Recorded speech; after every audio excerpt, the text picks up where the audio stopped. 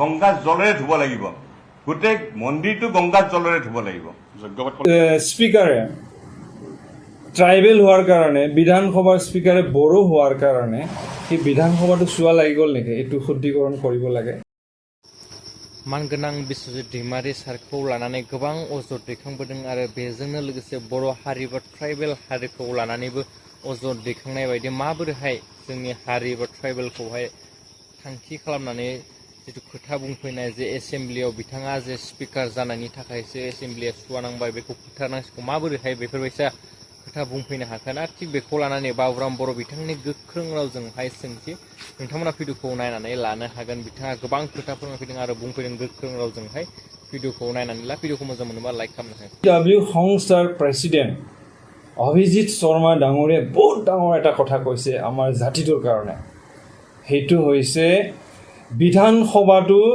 বিধানসভাটো শুদ্ধিকৰণ কৰিব দিছে তেখেতে কিহৰ কাৰণে বিধানসভাটো কিয় চোৱা হ'ল কাৰ কাৰণে চোৱা হ'ল কিহৰ কাৰণে হ'ল মোৰ এনচাৰ লাগে উত্তৰ লাগে কি বিধানসভাৰ স্পিকাৰে ট্ৰাইবেল হোৱাৰ কাৰণে বিধানসভাৰ স্পিকাৰে বড়ো হোৱাৰ কাৰণে সেই বিধানসভাটো চোৱা লাগি গ'ল নেকি এইটো শুদ্ধিকৰণ কৰিব লাগে কিমান ডাঙৰ কথা কৈছে আপুনি অভিজিৎ শৰ্মা ডাঙৰীয়া আপুনি আগতে কি কৰিছিল ক'ত আছিল আপুনি এসময়ত ক'ত চান্দা উঠাই ফুৰিছিল ক'ত গণেশগুৰি ফ্লাইঅভাৰৰ তলত আপুনি চান্দা উঠাইছিল আমি চব জানো কিন্তু আমি এইবোৰ কথা নকওঁ আমি পাৰ্চনেল কথা আমি ক'ব যোৱা নাই আপুনি আজি কি কৰে আপুনি ইমান আপোনাৰ যে টকা পইচা ধন দৌলত আছে কি কৰে আপুনি সেইবিলাক আমি ক'ব যোৱা নাই তো কথা হৈছে কি সন্মানত লাগিছে আমাৰ বড়ো জাতি ৰিপ্ৰেজেণ্ট কৰা আমাৰ বড়ো জাতিৰ প্ৰথম অধ্যক্ষ আমাৰ বড়ো জাতিয়ে এছেম্বলিটো মডাৰ্ণাইজ কৰিছে আমাৰ বড়ো জাতি স্পিকাৰ বিশ্বজিৎ দৈমাৰী ডাঙৰীয়াই ফৰেইন ডেলিগেটছ আনিছে লোকসভাৰ নিচিনা স্পিকাৰক ইনগ্ৰেশ্যনৰ কাৰণে গেষ্ট লৈ আহিছে তাতো অলপ চলপ খৰচা হ'বই এইটোতো আপুনি মই ক'বলৈ কোন আছে এনেকুৱা লাগিছে APWৰ যিজন প্ৰেচিডেণ্ট আমাৰ অভিজিৎ শৰ্মা আৰু লগতে ধ্ৰুৱজ্যোতি তালুকদাৰ তেখেতসকলৰ যিটো মন্তব্য সেই মন্তব্যটো চাই এনেকুৱা লাগিছে যেন APWDহে আমাৰ বিধানসভাটো আগত চলাই আছিলে বিশ্বজিৎ দৈমাৰী ডাঙৰীয়াক স্পিকাৰ বনোৱাৰ কোনো এইটো ভুলহে হৈ গ'ল এনেকুৱা এটা তেখেতসকলে মন্তব্য কৰিব বিচাৰিছে তেখেতসকলে এনেকৈও কৈছে যে বিধানসভাটো বিশ্বজিৎ দৈমাৰী আহি পেলাই নিজৰ মতে চেঞ্জ কৰিছে এইটো কৰিব নালাগিছিল এইটো আৰে APW কোন হয়নো APW অসম চৰকাৰৰ কামত অসম চৰকাৰৰ ডিচিশ্যনক সিহঁতে আঙুলি দিবৰ কাৰণে APWD কোন হয়নো ইমান সাহস ক'ত পালেনো APW মানে কি APWটো গভৰ্ণমেণ্ট সংস্থা নহয় এইটোতো প্ৰাইভেট সংস্থা আমি জানাত তে প্ৰাইভেট সংস্থা এটাই বিধানসভাত কোনফালে প্ৰেচিডেণ্টে বহিব কোনফালে স্পিকাৰ বহিব কোনফালে বোলে MLA সকলে বহিব তাহাঁতে দেখুৱাই দিয়াৰ কাৰণে তাহাঁতে ইনষ্ট্ৰাকশ্যন দিয়া কোন হয় ন এইটো স্পিকাৰে ডিচিশ্যন ল'ব আছাম গভৰ্ণমেণ্টে ডিচিশ্যন ল'ব আমাৰ জনজাতিৰ হৈ পেলাই কোনোবা অভিজিৎ শৰ্মাই কোৱাৰ কাৰণে দৰকাৰ নাই আমাৰ জনজাতি মানুহ যদি কোনোবা ভুল কৰিছে আমি ধৰিম বিশ্বজিৎ দৈমাৰী ডাঙৰীয়াই যদি ভুল কৰিছে আমি ধৰিম তেখেতক আপোনালোকে জনজাতিৰ